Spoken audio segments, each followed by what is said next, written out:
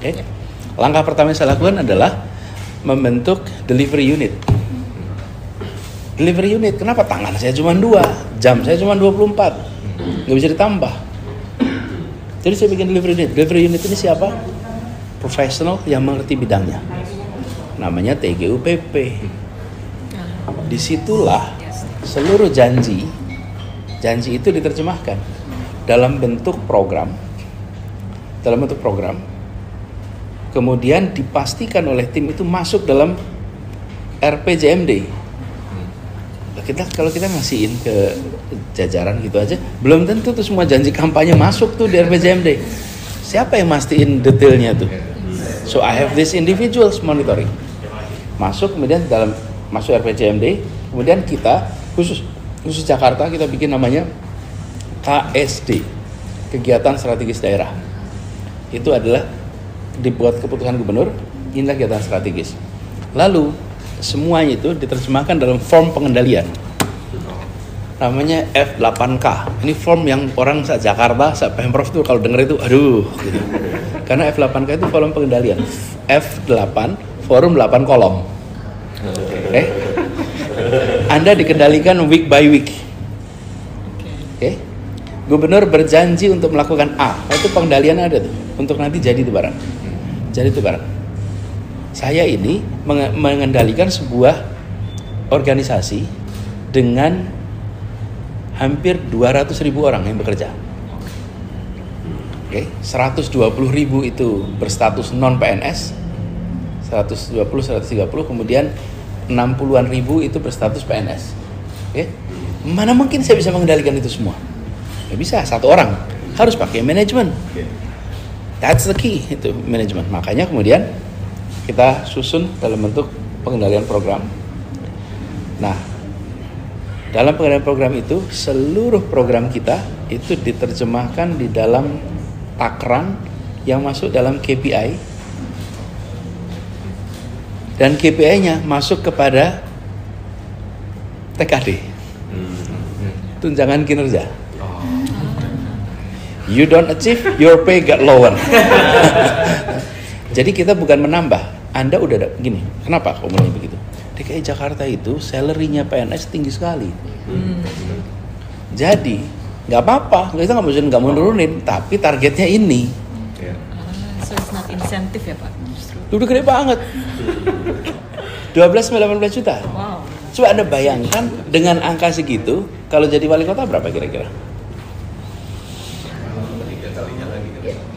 3 kalinya. 75 juta. Oke. Jadi sekda itu 120 juta. Wow. Jadi begitu saya biaya hidup, nomor 1 ini pangan. Pengendalian pangan. Bapak sekalian, pengendalian pangan itu satu yang kami rubah. Kami membuat seluruh suplai pangan diurus oleh BUMD, seluruh demand diurus oleh SKPD. Jadi nggak dua-duanya. Suplai itu pasokan, semuanya BUMD. Kemudian SKPD nggak boleh lagi ngurusin suplai. Jadi dinas peternakan, mereka nggak usah ngurusin suplai. Anda ngurusin demand, titik. Your part is managing demand. Dia harus ngukur nih berapa besarannya, berapa kebutuhannya. Supply-nya 100% oleh BUMD. Kenapa? Dulu itu SKPD kita juga punya tanah di mana, punya barang di mana, sehingga yang ngurus demand, yang ngurus supply itu jadi satu. Itu split. Satu. Apa kemudian ada aplikasi namanya Info Pangan Jakarta, IPJ, teman-teman bisa pakai itu. Ini memastikan bahwa kebutuhan ini terkendali. Karena begitu Jakarta harga pangannya berubah, se-Indonesia terdampak. Yang kedua, perumahan. Perumahan ini di Jakarta ini minimal ada 3 kelompok. Kelompok yang punya purchasing power. Purchasing powernya itu besar ya. Kemudian di sini di ambang batas. Oke. Yang ketiga itu adalah yang lemah atau kecil.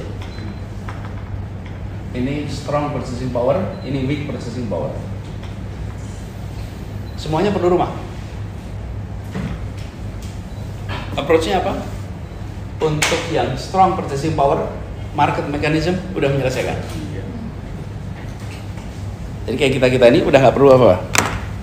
Jadi kalau Mas Rudi cari rumah, udah bisa langsung cari ke developer, bisa itu. Nah, ini rombongan yang punya strong purchasing power. Yang kedua itu dalam ambang batas. Batas itu artinya bisa nyicil tapi nggak punya tabungan. Kira-kira banyak di ruangan ini. Kira-kira banyak. Benar kita. Ya? Mereka itu di mana? Mereka itu orang yang antara UMP sampai 15 juta. Itu adalah mereka yang bisa dibilang punya power sekali belum, tapi cukup. Biasanya apa? Kontrak, numpang. Kenapa? Belum bisa kredit. Ini masuk namanya DP 0 rupiah. Bisa bayar bulanan, nggak bisa bayar DP. Karena nggak punya uang untuk bayar DP. Okay? Yang kelompok yang lemah siapin rumah susun. Kira-kira gitu. Ini bagi mereka yang membutuhkan rumah. Bagaimana dengan mereka yang sudah tinggal di Jakarta? Diamankan biar nggak terusir. Kenapa? Kenapa tidak terusir?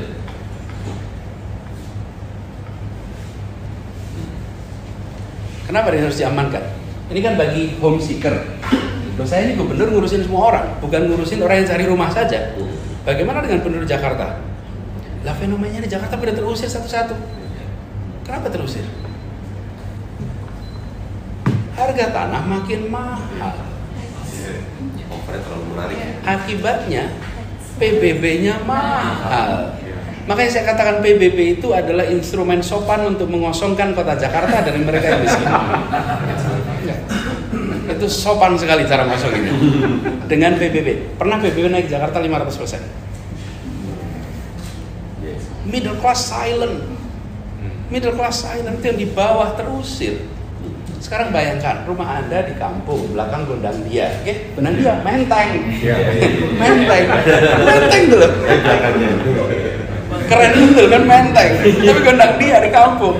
Terus harga rumahnya berapa sebulan? Gubernur nggak boleh hanya mikirin soal yang cari rumah. Gubernur harus mikirin mereka yang di dalam sini tidak terusir di Jakarta. Itu tugas gubernur, bukan tugas Anies, itu tugas gubernur. Jadi kita buatkan kebijakan ini. Pajak PBB tidak naik dan PBB kita buat masuk akal. Apa? Kita siapkan 2 miliar ke bawah, nilainya 0. Semua yang apa yang terjadi? 85% rumah di Jakarta tidak ber-PBB lagi. 85%. Kalau kita naikin itu menjadi 3 miliar, itu bisa 90% lebih. Terus mobilitas ternyata saat di Jakarta itu bisa sampai 30% dari spending itu untuk mobilitas. Nah bayangkan kalau biaya hidup itu unsur terbesarnya menjadi mobilitas, ngeri sekali bukan? Kalau untuk pangan, perumahan memang dia nikmatin langsung mobilitas itu. Nah di sini yang saya ingin cerita panjang. Tapi sebelum masuk situ kesehatan dulu sebentar. Soalnya nanti kalau itu lupa ke sini. Cover itu sekitar 77% dari warga Jakarta tercover asuransi. Berarti yang 23% itu belum tercover. Dan 23% itu kira-kira yang paling atas atau paling bawah? Paling bawah. Jadi yang kita lakukan pertama kali 2018 adalah menjadikan ini 99% tercover. Kami nggak bisa bilang 100% karena pasti ada satu orang yang enggak, ada orang enggak. Prakteknya ini terjadi. Jakarta adalah salah satu provinsi pertama yang universal health coverage. Dan itu artinya alokasi uang itu boleh dicek anggarannya sekitar 1,4 triliun. Keluar langsung untuk bayar ini. Sehingga semuanya Jakarta pernah. Itu 2018. Nah, sekarang saya kembali ke mobilitas. Apa yang dilakukan mobilitas? Nah, mobilitas ini yang dibutuhkan adalah perubahan mindset. Perubahan mindset bahwa kota ini memfasilitasi transportasi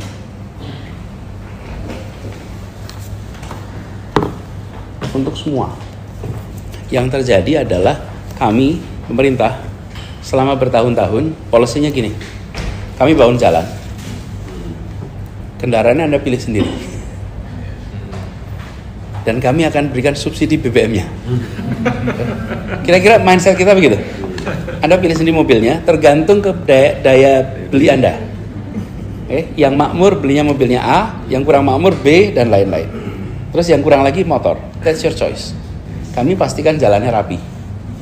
Ketika itu dikerjakan beberapa dekade, gridlock. Gridlock, karena semua orang melakukan rational choice. Ini contoh gimana rational choice itu nggak bisa kumulatif. Ini yang kita belajar dalam sekolah. Dulu kan katanya rational choice individual itu menjadi kolektif rational. Enggak. Ini contoh rational decision individual level menjadi irrational collective level. Ketika menurut satu orang itu beli motor itu rasional, ketika sejuta orang melakukan yang sama, gridlock. Itulah yang terjadi di kota ini.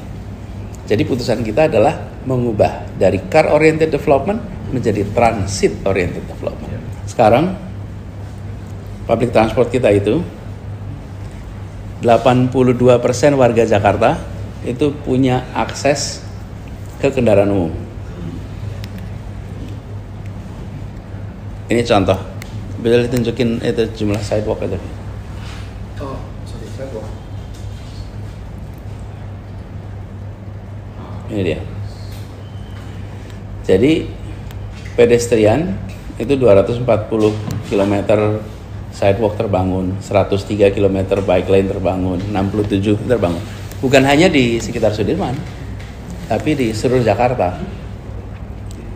Ini satu ikhtiar kita mengubah mobilitas sehingga yang semula ini 30% biayanya mudah-mudahan nanti bisa turun sampai 8%.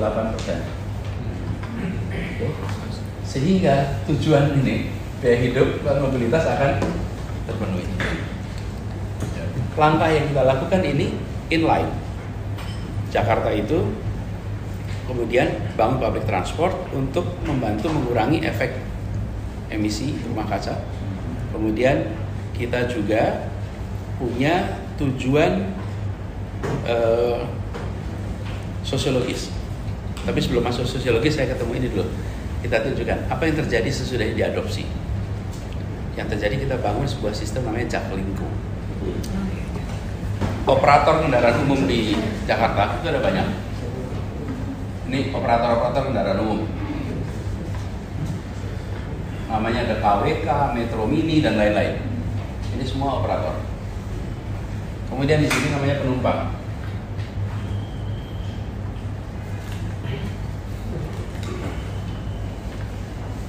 Mereka bertransaksi. Terus kami di sini pemerintah itu membuat regulasi yang mengatur agar transaksi ini terjadi. Oke? Kami juga membuat regulasi tentang rutenya dan lain-lain. Tapi transaksinya antar ini. Anda bayar kepada operator. Lalu saya sampaikan, ini masalahnya bukan nggak ada public transport. Di Jakarta tuh ada public transport tapi tidak integrasi. Jadi kata kuncinya adalah integrasi. Jadi ini harus satu kesatuan supaya rutenya terintegrasi, payment sistemnya terintegrasi, manajemennya terintegrasi. Jadi operator-operator itu saya undang ke balai kota. Itu sekitar Februari 2018. Itu ya kalau boleh saya ceritakan pertemuan paling panas yang pernah saya ikutin. Panas betul. Kalau kemarin nggak panas, ada panas betul. Seruangan itu adalah para operator, para pemilik, para manajemen dan sebagian ibu-ibu. Ibu-ibunya luar biasa bersemangat. Jadi sangat outspoken dan mereka poinnya dua. Satu, Anda tidak fair. Pemerintah itu regulator dan market player. Anda regulator dan Anda punya perusahaan namanya TJ.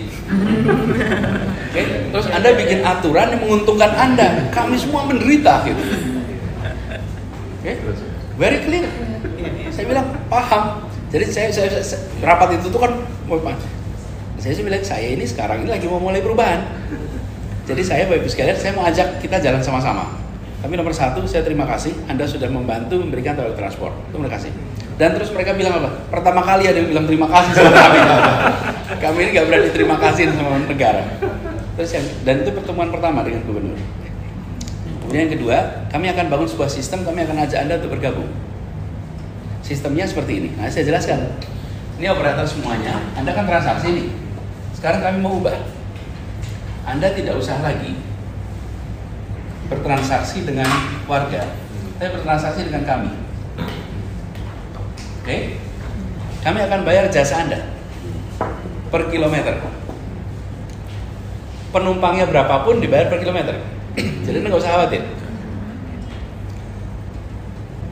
Tapi Anda harus bergabung dalam satu sistem nih. Yang kedua, buat penumpang nggak usah bayar ke sana, cukup bayar ke pemerintah aja. Oke? Anda bayar, kemarin kita bayar 5.000, Anda bayar 5.000, Anda bisa pakai 3 jam. Kemana saja? Bisa gonta-ganti antar ini tanpa harus ada extra payment. Anda mau bergabung, let's work together. Proses menentukan tarif per kilometernya harus sepakat ini. Ada microbus, ada medium bus, ada large bus, itu 6 bulan 88 kali pertemuan. Sabar. Dan dunia nggak tahu kalau itu terjadi. Itu belakang layar. Sampai akhirnya ketemu berapa unit cost per kilometer. Tapi apa yang terjadi? Sehat. Nggak usah kebut-kebutan, nggak usah ngejar setoran. Kemudian tenang, tidak ada lagi rute basah dan rute kering. Tidak ada lagi jalur yang orangnya dipindah tengah jalan. Ingat ya. Dan kemudian mereka punya kontrak dengan pemerintah. Coba cari kalau masih ada Metro Mini Jakarta sekarang. Apa yang terjadi? Mereka punya kontrak ke pemerintah, perusahaannya ganti armadanya tanpa harus kami perintahkan, ganti. Mereka juga kepengen ganti kok selama ini, cuma uangnya nggak ada. Karena itulah kenapa kampas remnya bermasalah, kampas kopelnya bermasalah, karena revenue dari sini nggak cukup. Ini dihitung beneran nih biayanya. Ekosistem public transport kita jadi sehat, very healthy. Jadi kita bukan begini loh caranya. Kalau yang saya jangan kemudian Transjakarta digedein semua dimatikan. Jangan, ini dihidupkan. Justru sekarang mereka merasa sekarang kami bisa berusaha dengan baik, pemerintah membeli jasa kami. Ekosistem itu nggak mati, tapi dibuat sehat. Biayanya, nah di sini ada selisihnya nih. Delta ini, kalau bisa dibilang itu yang ngambil siapa? Yang ngambil pemerintah. Biaya di sini misalnya alfa, di sini beta, kemudian terjadi kan? Ada kenyataan ini. Kenyataannya begini nih. Siapa yang absorb? Yang absorb adalah subsidi dari pemerintah. Kenapa? Karena biaya yang harus dikeluarkan lebih besar daripada yang kita terima dari masyarakat. Nah, ini teman-teman yang kemudian kita masukkan sebagai subsidi. Begitu ini terjadi, terjadilah perubahan di masyarakat. Perpindahan dari kendaraan pribadi ke kendaraan umum muncul. Sayang tengah-tengah itu terjadi, muncul pandemi. Ya kan, pandemi orang nggak di kendaraan umum gitu. Bayangkan dari 350.000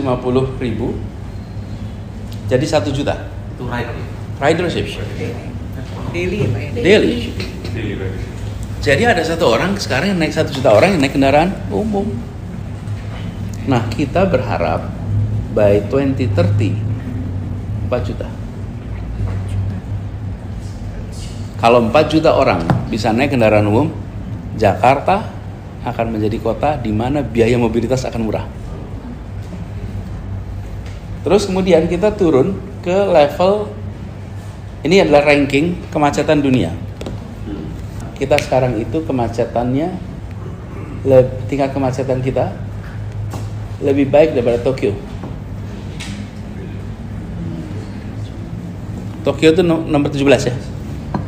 Tokyo 17. Ini padahal Tokyo itu public transportnya sempurna. What does it tell you?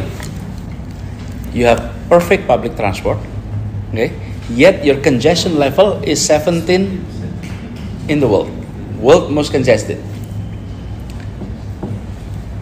Artinya public transport maybe is not a substitute for congestion.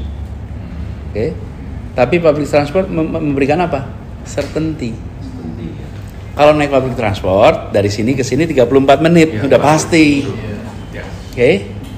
Jadi yang diberikan public transport adalah certainty. Sebuah kota bisnis yang modern yang diperlukan adalah facility that provide you certainty. Kenapa? Ya kalau congestion itu tergantung jumlah mobil dan panjang jalan, bukan soal ada public transport dan tidak.